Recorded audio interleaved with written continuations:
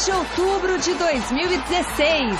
Corinthians perde do Botafogo e completa o 5º jogo sem vitórias no Brasileirão.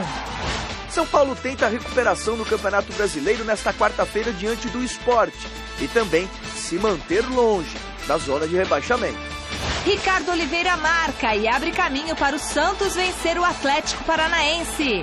Sem Dudu e o zagueiro Mina, o Palmeiras tenta vencer o Santa Cruz para abrir 3 pontos do vice-líder Flamengo. Você vai ver também um show de gols pelo Brasil e também nos principais campeonatos da Europa.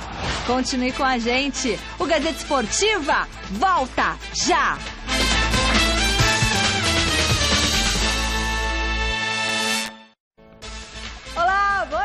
Gazeta Esportiva chegando, estamos na área e o programa começa falando do jogão de logo mais entre Palmeiras e Santa Cruz.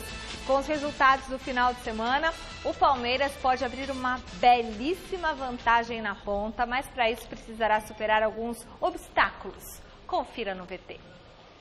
O Palmeiras entra em campo logo mais às 8 da noite para enfrentar o Santa Cruz no Arruda, com a chance de ampliar para 3 pontos a vantagem em relação ao Flamengo, segundo colocado na tabela. O rubro-negro carioca não saiu do empate em 0-0 contra o São Paulo no último sábado no Morumbi e pode ver o rival abrir frente caso o Verdão vence em Recife. Mas o fato de encarar um time na zona do rebaixamento não garante vida fácil ao time do Parque Antártica. O técnico Cuca terá 2 desfalques importantes para esta partida. No ataque, Dudu, suspenso, abre espaço para o mistério. Cuca não adiantou o escolhido para a vaga. Leandro Pereira é o favorito, mas Rafael Marques ou Eric podem aparecer como surpresa ao lado de Gabriel Jesus. Lucas Barrios, convocado pela seleção paraguaia, não está à disposição do treinador. Jean, poupado na última quarta-feira por conta de um desgaste muscular, não deve ser problema e muito provavelmente estará entre os titulares no Arruda. A outra baixa está na zaga. Yerry Mina foi convocado para defender a seleção colombiana nestas 2 rodadas das eliminatórias sul-americanas para a Copa do Mundo de 2018 e vai desfalcar o Palmeiras pelo menos nos próximos 2 jogos. Hoje contra o Santa Cruz e domingo contra o América Mineiro. Para essa posição não existe suspense. O veterano Edu Dracena deve mesmo ficar com a vaga ao lado de Vitor Hugo. Desta forma, o Palmeiras precisará superar não só os desfalques, mas também a pressão pelo fim do jejum de títulos no Campeonato Brasileiro e o desespero do rival Santa Cruz. A sorte está lançada. Grande noite para você que acompanha o Gazeta Esportiva. Vai ser jogo difícil para o Palmeiras, não dá para criar ilusões. O Santa Cruz luta para não cair, não tem um retrospecto bom em casa, blá, blá, blá. Não, o jogo promete ser duro, o que não tira também o favoritismo do Palmeiras. O Palmeiras tem um retrospecto bom fora de casa, o Palmeiras é o líder do campeonato, tem o melhor elenco do país hoje, tem os desfalques, é verdade, mas tem jogadores à altura. Então o que eu quero dizer com isso? Em condições normais você poderia dizer, Palmeiras líder contra o Santa Cruz do Tampa não cair, vai ser fácil, Palmeiras ganha de lavada. Não, não vai ser assim não. Acredito que o Palmeiras consiga um bom resultado, um resultado de vitória, e se conseguir esse resultado de vitória, que é o que a gente espera, vai ser algo apertado, Godoy, sabe?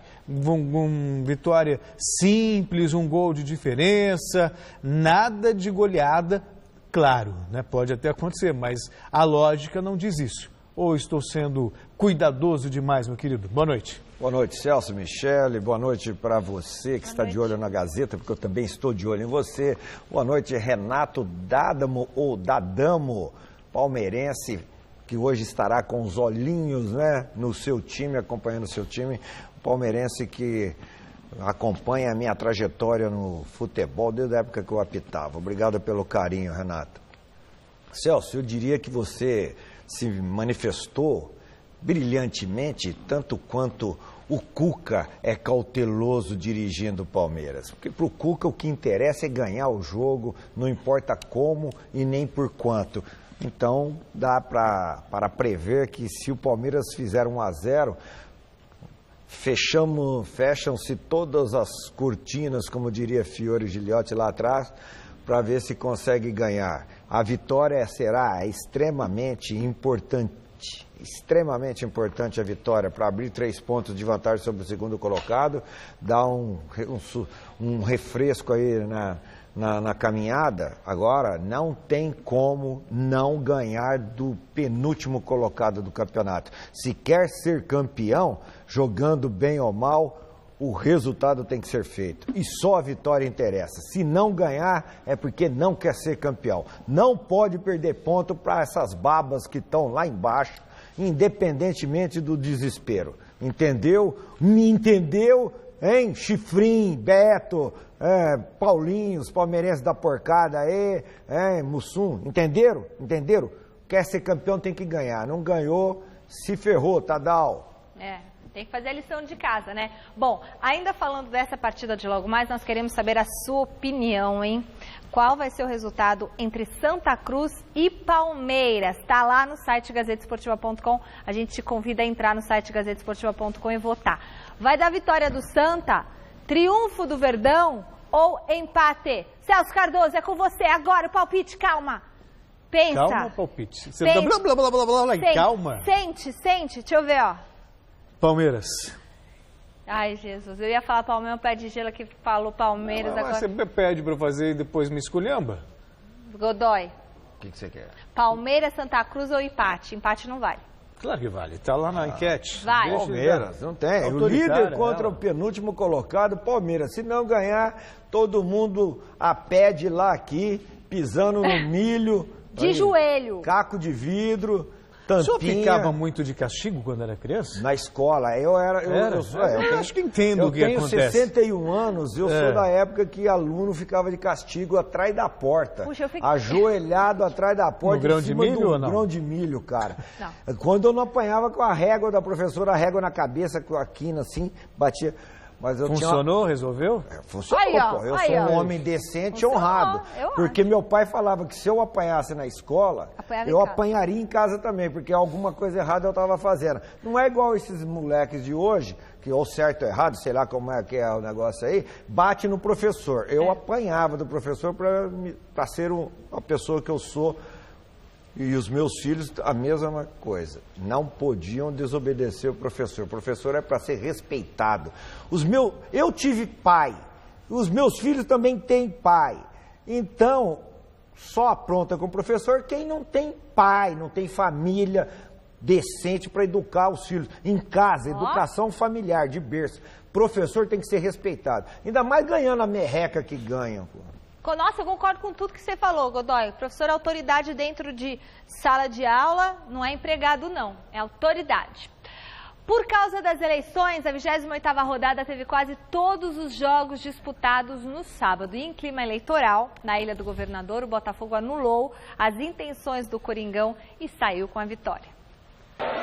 Na Ilha do Governador, o Botafogo saiu na frente do Corinthians num lance polêmico. Iago dividiu com Neilton, Vinícius Tanque recebeu na frente e voltou a bola para Neilton, que fez 1-0. O segundo gol do time carioca também teve discussão. Fagner tentou afastar, a bola pegou no braço do Diego Barbosa e, na sequência, ele soltou a bomba para vencer o goleiro Walter. Na etapa final, o Corinthians teve a chance de iniciar uma reação em outro lance duvidoso. Pênalti anotado no toque de mão de Emerson Santos. Na cobrança, Marquinhos Gabriel parou no Sidão. E ficou nisso. Botafogo 2, Corinthians 0. O nosso primeiro tempo foi muito abaixo mesmo, né? Número de desarmes, finalização, entramos com a concentração bem baixa. Foi isso que eu cobrei dentro do vestiário agora. Eficiente, é elogiar quando vai bem, dos últimos jogos que nós fizemos, criando várias oportunidades. No jogo de domingo foram 22 contra o Fluminense e hoje a gente não conseguiu render aquilo de esperado. Então é um grupo jovem, é um ano que aconteceu muitas coisas, né? Desde de janeiro da nossa pré-temporada, saindo 6 jogadores de uma vez, depois perdendo o Felipe, o zagueiro que chegou à seleção no meio do ano, depois sai Elias, sai Bruno, e a gente sabe que para formar uma equipe depende de tempo, né? Então sim, muitas vezes eu acho que a cobrança ela é mais do que se deve, mas sabemos da qualidade e sabemos que precisa de um tempo para que esse grupo possa jogar. Aí, Godoy, veja só, diretoria do Corinthians vem com aquela conversa, jogador quer sair, não tem como segurar, blá, blá, blá, não vão fazer loucura. Aí está montando o time pela 3ª vez no campeonato. Não adianta só sobrar para o técnico. Não adianta falar, era o Cristóvão. Tá aí, ó, o Carille, que até deu uma melhorada no time, mas foi o pior jogo do Corinthians, eu diria, no ano. Foi horrível o Corinthians contra o Botafogo. Horrível, horrível, horrível. O que começa a fazer, a sugerir que nem com G6, nem com G5, nem com G7, esse time vai para a Libertadores da América. Matematicamente é viável, mas o futebol apresentado, olha, está muito aquém. E você achou que o gol foi legal? Eu achei que o gol foi irregular. Olha, em relação ao Corinthians é o seguinte, é o futebol reflexo do comportamento da diretoria. Mas não era o comportamento da diretoria vendendo os jogadores, deixando sair os jogadores que querem ir embora, não. É não conseguindo antever que vai perder, então vamos nos planejar, nos preparar. Aí saíram alguns jogadores, não tem substitutos à altura, e principalmente o péssimo comportamento da diretoria em tratar o seu funcionário técnico, o que fizeram com o Cristóvão. E para o jogador fica muito cômodo. Se a gente não render, quem dança é o técnico. Se a gente não render, quem dança agora é o Fábio Carille. É muito cômodo para o jogador, não tem responsabilidade nenhuma. Em relação ao gol que você me perguntou aí, a pergunta é, o Vinícius, que é o cara que está impedido, ele recebe a bola do Iago ou do companheiro? Ele recebe a bola do Iago, zagueiro do Corinthians, porque o zagueiro do Corinthians chuta a bola, ou ele recebe a bola do zagueiro do Corinthians, porque a bola bate no zagueiro do Corinthians? Eu acho que a bola bate no zagueiro. Se você acha que a bola bate no zagueiro do Corinthians, o Vinícius teria que ser punido pelo impedimento. Eu acho que quem chuta a bola é o Iago, portanto, para mim, o gol foi legal. Tá vendo? É o lance da interpretação. Ou seja, marcasse uma coisa, marcasse a outra, e até polêmica, mas... A pergunta que o torcedor que está em casa, que viu o lance como nós vimos pela imagem de TV, eu acho que o Iago chuta a bola. Se o Iago chuta, não tem impedimento. Mas se é o jogador do Botafogo que toca na bola, a bola bate no Iago e vai para o outro, aí tem impedimento. Para mim, pro Pascoal, que é corintiano fanático, o Gersino, que é corintiano fanático, o gol foi legal. Olha, tem uma pergunta aqui pro Celso Cardoso. O Adalto, de Araçatuba, quer saber, Celso, por que o Bruno Paulo foi contratado pelo Corinthians e não jogou ainda? Ele se machucou, né? Ele se machucou, ficou um tempão em recuperação. E é uma boa opção pro Corinthians quando estiver inteiro.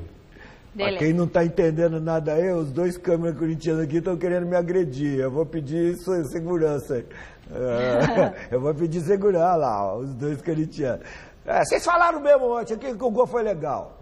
Pronto. Bom, no Morumbi, São Paulo e Flamengo... E no segundo gol, peraí, Michele. E no segundo gol, a bola bate no braço do jogador, também não foi ilegal. Foi bola no braço, bola na mão. E o pênalti que marcaram pro Corinthians foi ilegal. Porque se marcou aquele pênalti, teria que ter marcado a bola no braço do jogador do Botafogo. Por que no braço do jogador do Botafogo não foi nada e no zagueiro do Botafogo foi? Tá parecendo pesquisa eleitoral em São Paulo? Nossa, pesquisa eleitoral em São Paulo não dá para confiar, hein? Bom, no Morumbi, São Paulo e Flamengo desperdiçaram grandes chances e terminaram o jogo empatados. Como um duelo não saiu do 0-0, o resultado manteve os cariocas na vice-liderança do Brasileirão. Confira os melhores momentos na narração de Vinícius Rodrigues. Cueva. Kelvin. De novo com o peruano Cueva. A abertura para o Bruno. Cruzamento, Chaves, o desvio. Os jogadores do São Paulo pararam, pediram pênalti. Nem o Sandro Merahit, nem o assistente 2. O Elton Nunes assinalaram pênalti. A devolução chegou no fundo. Fernandinho passou pelo Bruno. Bola rasteira para o chute do Jorge. A bola passa com muito perigo. Passa na direita com liberdade o Rodinei. Olha o Flamengo chegando. O Rodinei. O cruzamento no meio da área. Damião Denis. Incrível. Só uma palavra define o que aconteceu. Incrível. E aí foi mal no passe o Rafael Vaz. Vem o São Paulo. A bola pro Chaves. Vacilou a dupla de zaga do Flamengo. Muralha. Perde o gol o Chaves. Tinha que ser o Chaves mesmo. Primeiro tempo começamos muito bem, né? Depois o Flamengo equilibrou. No segundo tempo a mesma coisa. Acho que esse jogo, é claro que eu vou sempre reclamar. Eu vi um pênalti no primeiro tempo, posso estar enganado, mas não gostei. Mas é isso. Teve uma bela chance no segundo tempo. Eles também tiveram uma. Então é isso. E até isso, nas chances mais claras, muito equilíbrio. Sempre tem uma reclamaçãozinha de um pênalti aqui não marcado, acolá, acontece em toda a rodada. Mas a verdade é que não houve futebol suficiente para ganhar do Flamengo.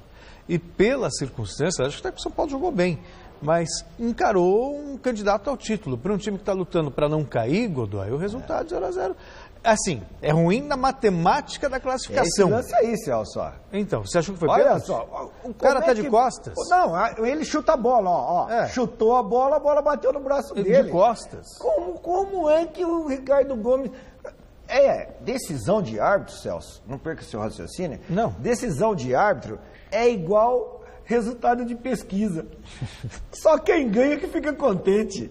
Quem ganha que fica contente. Essa daí é pra mãe do Vladimir, a dona Elizabeth, o Wallace, o irmão, e pro Ulisses, o padrasto lá, que tá assistindo a gente. Meu, como é que vai falar que foi pênalti um lance daquele, cara? E outra, aí, o gol que disso pede. Ele não fala. Pois é. Aí é tá mais fácil você, né? Você culpar a arbitragem por um pênalti, eventualmente um pênalti não marcado. O goleiro fez uma baita defesa, o Alex então, Muralha, mas é um gol perdido. E o único chute no gol. 90 minutos, um time de futebol que dá um chute no gol, acaba o jogo, pendura todo mundo no vestiário com o bumbum. Pega a régua, aquela régua da professora. Pega esse chinelo aí que tá famoso aí, bate até ficar tatuado a marca do chinelo no bumbum do cara. Como é que pode dar um chute no gol? E num comportamento humano não muito aceitável. O erro, na verdade, você sempre transfere para o outro a responsabilidade sobre algo que você não fez. Sobre a sua incompetência. Se você pegar o erro da arbitragem, vai ter 1 ou 2. Agora, se você pegar o atacante, ele erra às vezes 4 gols no jogo, o zagueiro falha, aí tudo isso faz parte do jogo. Agora, o erro da arbitragem, não. E aí você tem que sempre... Eu gosto de lembrar isso, Godoy, e é uma defesa aos árbitros, é uma questão de você humanizar, porque não é máquina. Ele está ali e ele tem a fração de segundo para definir. Nós podemos recorrer ao replay, parar o lance, ver, quer dizer...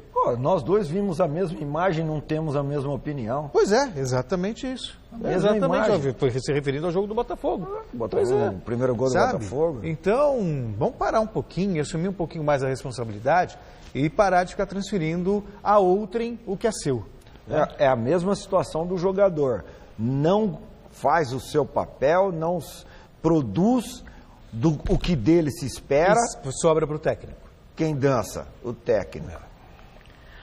Bom, na Vila, o Santos fez valer o mando de casa, passou pelo Atlético Paranaense e se consolidou como um forte candidato a Libertadores do ano que vem. Adriano Dolfi nos conta como foi a história desse jogo. A novidade no Peixe foi a volta do artilheiro Ricardo Oliveira. Mas foi o Atlético que teve a primeira oportunidade no chute de Otávio. O jogo estava morno até os 30 minutos.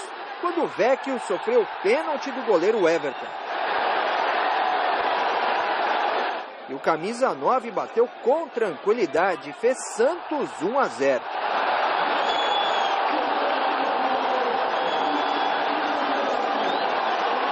No segundo tempo, aos 3 minutos, Hernani, na cobrança de falta, acertou a trave e quase empatou para o Furacão. No contra-ataque, o Santos teve 2 oportunidades para ampliar. Uma delas com Lucas Lima. E aos 17, o camisa 10 limpou a jogada e na cara do gol chutou para fora. O segundo gol saiu somente aos 37. Paulinho completou o cruzamento da esquerda e ampliou 2-0. Paulinho, que entrou bem no jogo, ainda quase marcou o terceiro. Eu acho que nós temos que procurar essa regularidade daqui para frente e, de repente, o resultado de hoje e mais aquilo que possa acontecer na quarta-feira possa ser também fundamental para que nos mantenhamos nessa posição e, de repente, busquemos aí uma arrancada final. Mas o resultado da partida com o Fluminense será fundamental para que tudo isso aconteça. O Santos não tem aquela regularidade de campeão, né? Tipo, time que ganha em casa e ganha fora. Normalmente ele ganha em casa, perde uma e fora. Não, e perdeu ponto para os times que estavam lá embaixo. Perdeu ponto para o Internacional, perdeu ponto para o América, cara. Isso faz a diferença. É o time mais milagreiro da competição, é o Santos. O que ressuscitou de defunto. Pois é. Nossa. Por isso está ali Mas, sabe, como tem um bom aproveitamento em casa, Libertadores me parece que é algo garantido para o Peixe. Ele estaria brigando pelo título e não por essas... Agora, esse negócio da Libertadores aí virou ponto G. É ponto G. Agora é ponto... Todo mundo atrás do ponto G aí, do G não sei o quê, do G não sei o quê. Todo mundo quer o G agora. Na verdade era G4, depois podia ser G5, hoje pode ser G7. Esse G ficou... pode ser. Esse G ficou importante. Além de Palmeiras e Santa Cruz, essa noite também teremos outra partida. No Couto Pereira, o Coritiba recebe o América Mineiro no duelo dos desesperados contra o rebaixamento. Hora de ver então como foram os outros 5 jogos que movimentaram a rodada no sábado, com destaque para as vitórias de Cruzeiro e Internacional, que deram um suspiro na luta contra o Z4. No Rio de Janeiro, o Sport saiu na frente do Fluminense neste gol contra do zagueiro Gum, depois do escanteio pela direita. O empate do Flu veio só no segundo tempo, com Marcos Júnior aproveitando o rebote do goleiro Magrão, 1-1.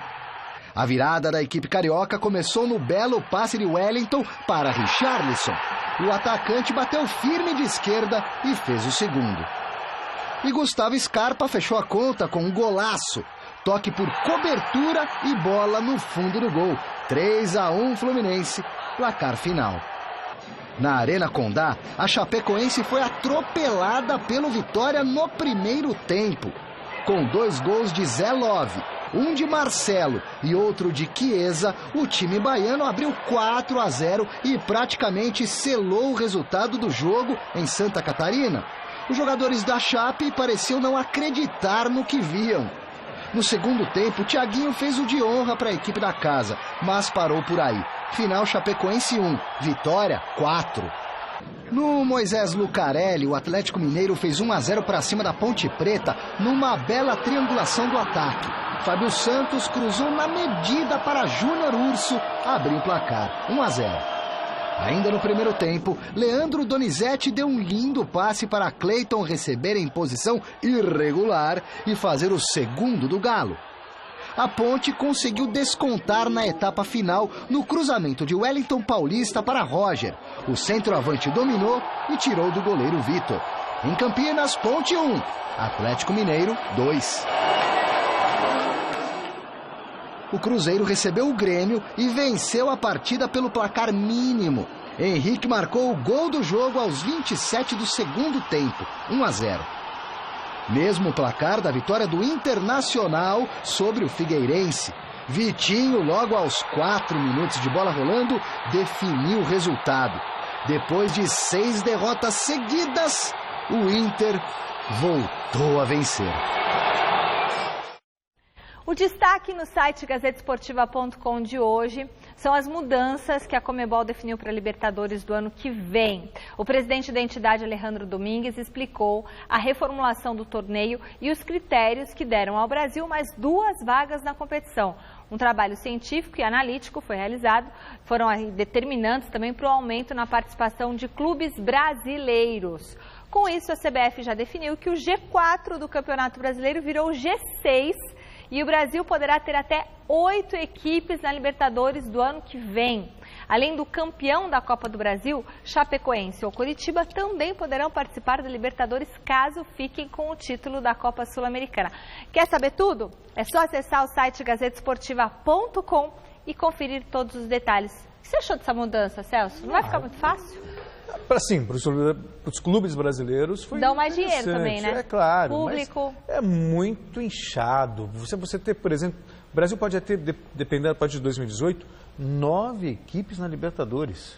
Põe todo mundo, então, Quer já. dizer, muita gente. Os 6 primeiros classificados do Campeonato Brasileiro, mais o campeão da Copa do Brasil. Nossa, é muita gente. E aí você pode ter o campeão da Sul-Americana e mais o atual campeão. Então vamos imaginar, sei lá, o Corinthians ou qualquer clube, Palmeiras, ganha a Libertadores no ano que vem. Ele já tem vaga garantida em 2018. Então você teria o Palmeiras, o possível campeão da Copa Sul-Americana, se for brasileiro, o campeão da Copa do Brasil e os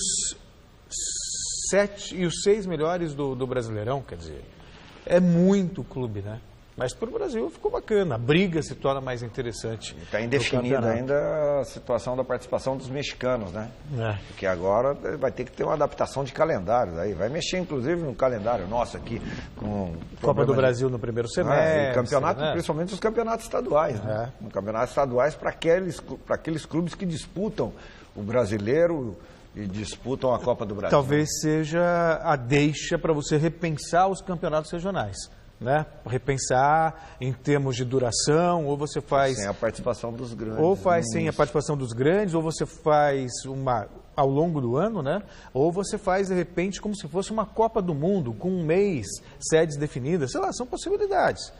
Ou você estica o campeonato e faz uma fase de mata-mata e você coloca os grandes mais, sei. Eu acho que cada vez mais você tem menos espaço para os regionais. Então, aí há de usar a criatividade ou transformá-los em Copa, né? Então, mas o conflito com os regionais é nos estados em que existem grandes clubes brasileiros. No caso de São Paulo atrapalha, mas na Bahia, 2, no Paraná, 3, no Rio Grande do Sul, 3, 4, há uma diferença muito grande de estado para estado. Eu acho que tinha que fazer, ligas nacionais, faz 5, 6 divisões fortes, de repente na 4ª, na 5ª divisão você regionaliza e dá trabalho para eles o ano inteiro. Não adianta nada também ter regional por 2 meses e depois fecha e não tem mais nada. E outra situação da final, jogo único também não está definido. Isso daí, jogo único em país diferente, neutro, né? País neutro. Acho que vão rever isso aí, São mudanças, importante que está mudando. Já mudou o presidente, está tendo novas ideias, estão surgindo. Final de semana com rodada também pela Série B. Na briga pelo G4, Avaí, Londrina, Bahia e CRB venceram. Já o líder Vasco visitou o Náutico e saiu derrotado. Confira. Com 2 gols no segundo tempo, o Bahia venceu o Criciúma e ficou perto do G4. Vitor Rangel e Luiz Antônio fizeram os gols do jogo. O tricolor baiano é 6º e o Criciúma, o 9º. O luverdense enfrentou o Tupi e conseguiu a vitória no apagar das luzes. Rafael Silva e Luiz Paulo marcaram 1 para cada lado e o empate prevaleceu até os 44 minutos, quando o Hugo garantiu os 3 pontos ao Luve. 2-1. O time do Mato Grosso é 11º e o Tupi 18º. O Avaí bateu o Paysandu pelo placar de 2-0 e entrou no G4 da Série B. Marquinhos e Renato asseguraram a vitória e deixaram a equipe de Floripa na 3ª posição. O Papão é 14º colocado. E jogando em casa, o Bragantino perdeu de virada para o CRB. Watson marcou primeiro para os paulistas, mas Matheus Galdesani e Marcos conseguiram 2 gols ainda no primeiro tempo e definiram o placar. O CRB é 7º e o Braga o 17º. O Londrina passou pelo Oeste e voltou a figurar entre os 4 melhores do campeonato. Lucas Ramon abriu o placar no primeiro tempo. No segundo, Germano fez 2 gols e tirou qualquer chance do time paulista de reverter o resultado. 3-0. O Tubarão é o 4º, o Oeste é o 16º. Já o Vasco visitou o Náutico e se deu mal. Rony fez 1-0 para o Timbu aos 24 do primeiro tempo. Na etapa final, Bergson marcou logo a 1 minuto de jogo e ampliou a vantagem do Náutico. Só aos 38, o Vasco conseguiu descontar com o lateral Madison, mas a comemoração durou pouco. Rony marcou o segundo dele na partida e definiu. 3-1. O Vasco continua líder. O Náutico é o 8º.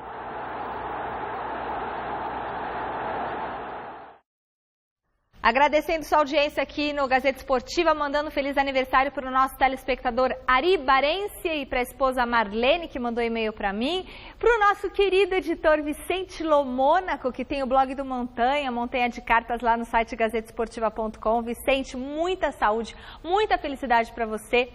Um beijo bem grande, parabéns por essa pessoa guerreira que você é, excelente profissional. E tem mais, ó, Jair Costa de Boa Vista, Roraima, o Valdemar de Alfredo Vasconcelos, Minas Gerais, Reginaldo Leme de Guarulhos, Kiko de Sorocaba, Matheus Júnior de Guarapari, Espírito Santo. Fala a hora que é para parar, João. Guarulhos, Edgar de Camilles, fã do Gazeta Esportiva, desde a época da Drica Lopes, ó que legal. Ed Oliveira, Vamos Santa, Sérgio Luiz, da empresa, eu não vou falar o nome da empresa, lá de Sorocaba, o Sidney Toledo do Paraná, Araçatuba, Taíde de Chavantes, São Paulo. Esse Godoy é um anti-Corinthians, diz o Marcos Lemos. O Ricardo Souza de Piracicaba. Valeu, gente. Super beijo. Beijo pra todos. Não valeu não. Quem é que é esse cueca aí? Ah, não sei o nome dele, falei esse já. Esse cueca aí tá equivocado. Eu não posso ser anti-Corinthians, porque senão eu apanho aqui. A seleção brasileira que se prepara para enfrentar a Bolívia na próxima quinta, na Arena das Dunas, em Natal, pela 9ª rodada das eliminatórias para a Copa do Mundo. Os comandados do técnico Tite começaram a chegar ontem. Entre eles, Renato Augusto, Gil, Paulinho, Everton, Alex Muralha, Rafael Carioca, Fagner e Lucas Lima. Os jogadores que atuam na Europa desembarcaram nesta segunda-feira. Só o Daniel Alves e o Tyson vão chegar à noite. O técnico Tite realiza, neste momento, o primeiro treino para começar a definir os 11 titulares. Depois do confronto contra os bolivianos, o Brasil encara a Venezuela dia 11, lá na Venezuela.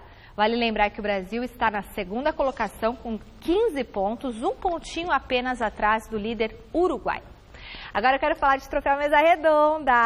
Gente, atenção, está aberta a votação para você escolher os melhores jogadores do Campeonato Brasileiro no Troféu Mesa Redonda, o Oscar do futebol brasileiro. O Troféu Mesa Redonda é a única premiação do planeta Terra, não sei se é do planeta Terra, mas é do futebol brasileiro, única premiação do futebol brasileiro que você, torcedor, ajuda a escolher os vencedores. E para você votar, é só acessar troféumesaredonda.com.br. O site está maravilhoso. Eu vou pegar o nome de toda essa equipe que fez o site, porque eles capricharam, gente. Está bonito num grau, que eu vou te contar. Entre lá, troféumesaredonda.com.br.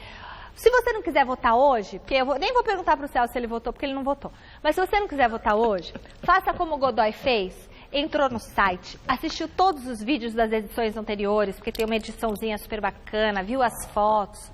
Você entrou no site já, Celso? Entrei. Muito bonito.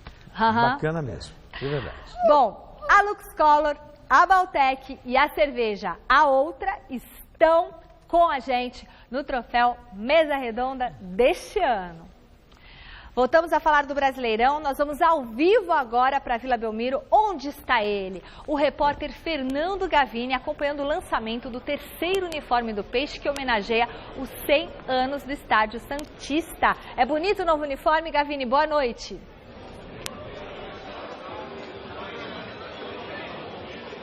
Boa noite, Michele. Boa noite a todos que acompanham o Gazeta Esportiva. Olha, eu só vi o uniforme por enquanto, por foto na internet e tal, porque a apresentação oficial mesmo dele ainda não aconteceu. Estamos aqui no Salão de Mármore da Vila Belmiro, onde daqui a pouquinho vai haver um desfile. Dá uma olhadinha aqui, ó.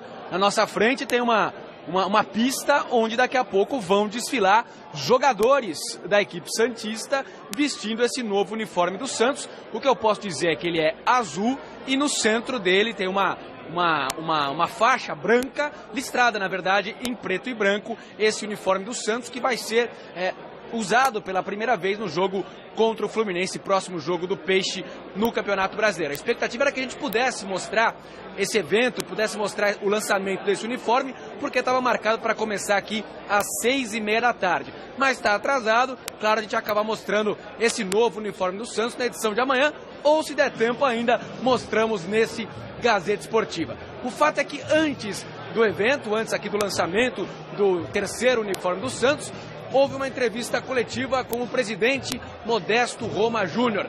E ele falou sobre a principal novidade do dia, que foi a assinatura do Santos de um contrato de patrocínio com a Caixa até o final do ano. Vamos ouvir o que disse o presidente santista. Estivemos negociando com a Caixa. É uma negociação que a gente vem vindo faz tempo. Hoje, o Santos, com as certidões, com a gestão equilibrada, nós pudemos voltar a podermos negociar um patrocínio com a Caixa Econômica. Então, o patrocínio da Caixa é até o final do ano. Começaremos nos próximos dias a discutir 2017. Esperamos que essa parceria Santos e Caixa seja uma parceria duradoura de alguns anos e discutida anualmente, porque é assim que o negócio é feito.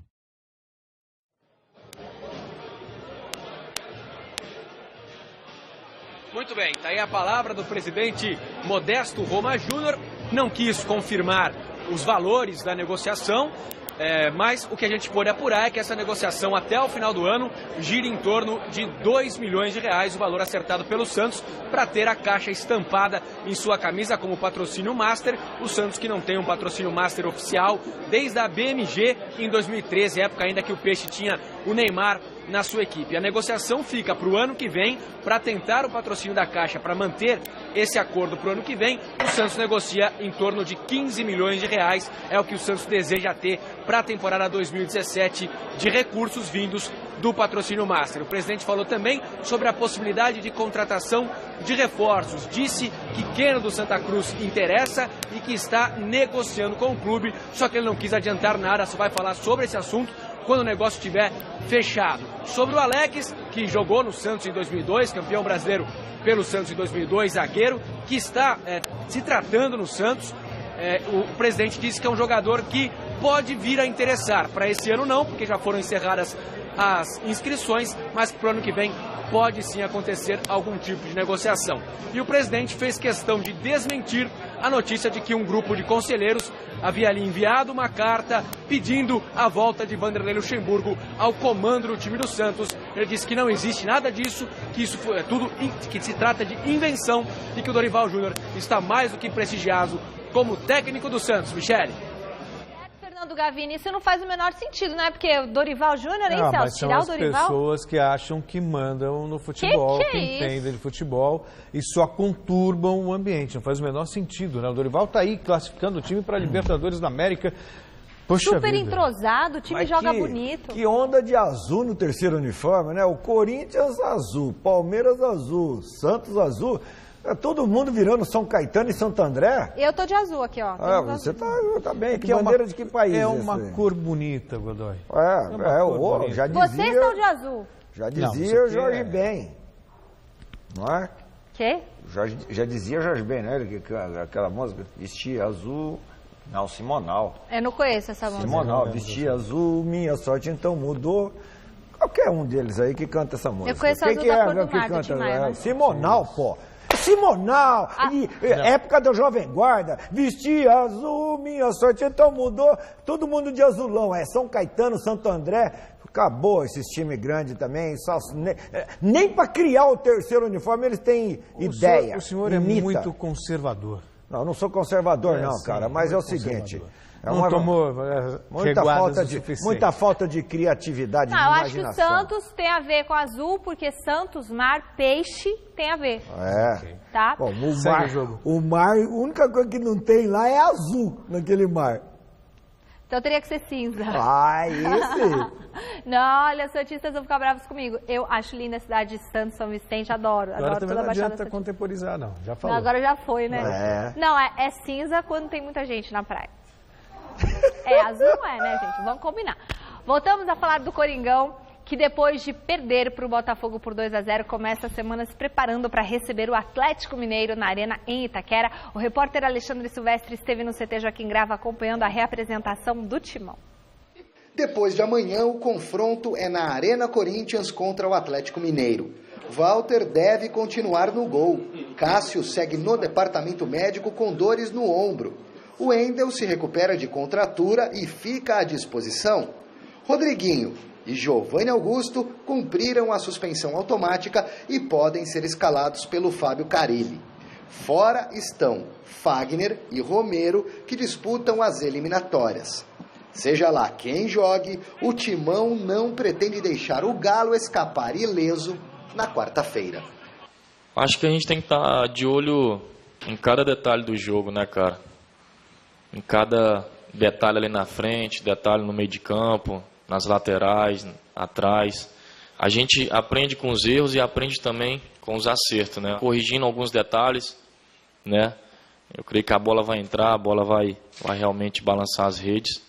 Isso sim vai nos trazer alegria, né? Trazer realmente aquele gosto da vitória. O Corinthians não vence no Campeonato Brasileiro há 5 rodadas. Perdeu para o Botafogo. Tem a segunda pior campanha do retorno. É o 7º colocado, a 1 ponto do G6. Isso, G4 virou G6 em meio à competição. Acho que isso é mais para a federação, se eles acertaram, se eles erraram. Mas que foi uma oportunidade boa, foi. O Brasil ganhou 2 vagas extras na Libertadores do ano que vem. Boa notícia para quem entra em campo. E mais pressão também. A classificação agora virou mesmo obrigação? Acho que a gente tem que sonhar alto. A gente conseguiu uma vantagem teoricamente boa contra o Cruzeiro, que é uma grande equipe na Copa do Brasil. Mas eu tenho certeza que, como eu falei anteriormente, com muitas conversas, encaixar o que está faltando, vamos buscar esse G6 no Brasileiro e se classificar para a Libertadores. Mesmo se não tivesse essas 6 vagas, eu acho que era obrigação sim do Corinthians, né, e tá entre os 4 ali brigando, até porque foi o atual campeão brasileiro do ano passado. Infelizmente, futebol é resultado. Mas eu acho que a gente está numa crescente e como eu falei, quarta-feira a gente quer realmente dar essa resposta diante da torcida e em busca, e a gente está focado para isso. Realmente precisa mostrar, Godoy, que tá, sabe, se você comparar times, o Corinthians tem times para ficar entre os 7 melhores do campeonato, isso não se discute. A questão é que o futebol não está à altura da expectativa. Precisa melhorar. Lá tem jogador que só está comendo, bebendo e dormindo. Entra em campo e não produz o que dele se espera. Tem jogador que está lá no departamento médico, encostou lá, não sai mais. Nem tratamento do SUS é mais demorado do que o tratamento que esses caras estão fazendo no Corinthians. Entendeu? Então, o negócio ali tá... O patrão tá sem moral para chamar a atenção do empregado também. Só para falar que o Adriano Dolfo manda informação, João Batista, diretor, que o azul no uniforme do Santos não é despropositadamente, é porque foi a cor usada na fundação do time, quando ele ainda se chamava Concórdia FC. Então o azul não surgiu do nada, a cor tem relação com a história do clube. Valeu, Adriano Dolfi.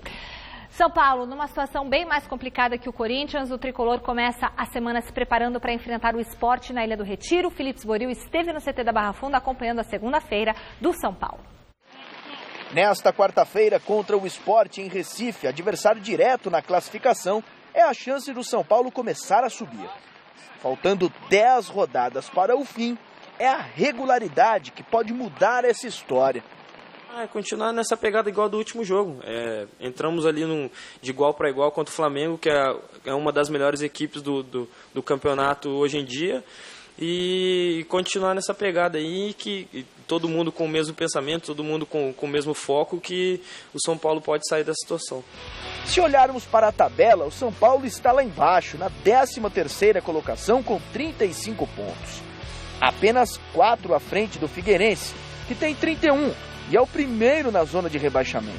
É um pouco chato, sim. A gente para em casa e pensa, né? A gente não é só dentro de campo que a gente fica ali com um pouquinho de pressão, né? Com essa pressão. Então, acho que em casa também é um pouco chato. Os números do São Paulo não favorecem quando o assunto são gols do Campeonato Brasileiro. Fez apenas 27, tem o segundo pior ataque da competição. E para piorar ainda mais, já são 5 jogos sem que um atacante balance as redes. E também, se você for parar para pensar aí, começamos com Chiesa, Allan Kardec, se eu não me engano também, Rogério, Calério, o próprio Calério que fez bastante gols também. E hoje em dia veio o Chaves, né? O Chaves está tendo as oportunidades dele, Gilberto também que vem entrando. Não é uma desculpa, sim, nosso ataque não tá vindo, não vem fazendo gols, mas vem criando. Precisamos aproveitar as oportunidades que aparecem e nesse momento é preciso fazer esses gols. Perde o gol o Chaves! Tinha que ser o Chaves mesmo! Tinha que ser o Chaves mesmo. Olha, ponto final na nossa enquete agora. Qual vai ser o resultado entre Santa Cruz e Palmeiras? Vai dar? É claro que vai dar Palmeiras. Só não vai dar Palmeiras porque o Celso talvez tenha falado isso. 69% dos votos. Gazeta Esportiva termina aqui.